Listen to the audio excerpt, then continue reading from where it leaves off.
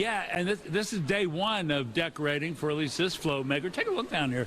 There are people everywhere. They're on scaffolding. They're on the ground. They're putting seeds and flowers all over the place. One of the big Rose Parade float makers is AES, Artistic Entertainment Services.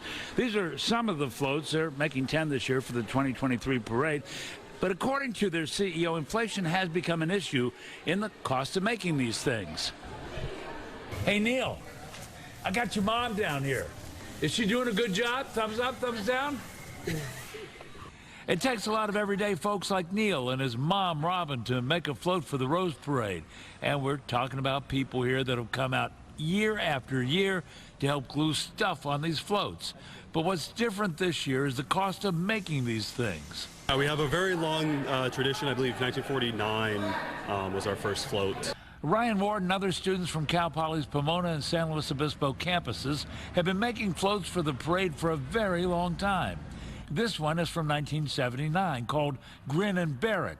Bear it, get it? And just like back then, the tradition continues today, from planning the design to the construction and finally the decoration. What's different this year? Inflation and supply chain issues. We've definitely been feeling it a little bit this year. One of the major problems we've been having are supply chain issues. They've required us, we can't always get our first choice for decoration material. Flowers have been very difficult to come by, so it requires us to get creative. But like with any float maker, inflation has had a big impact. For AES, the economic impact, and there has been one, has been between 20 to 30%.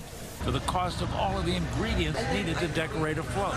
It's just being smart, buying smart, and trying to be as efficient as we can. Craig Bugaiski, who heads up AES, says inflation has had his people doing lots of shopping to find alternative sources. The sourcing materials has gotten different. I mean, you're getting materials from different countries and different places. Some of the stuff you can't get because of supply chain issues. Supply chain. You have different aspects where growers just didn't grow certain items.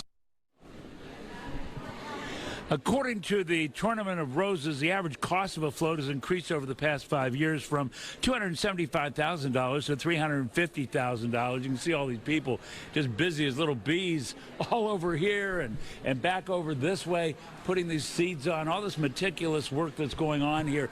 And at 6 o'clock here on Fox 11, we're going to introduce you to some of these volunteers. Marla, Chelsea, back to you. We look forward to that conversation at 6 o'clock, Hal. Okay, thanks so much. Thank you.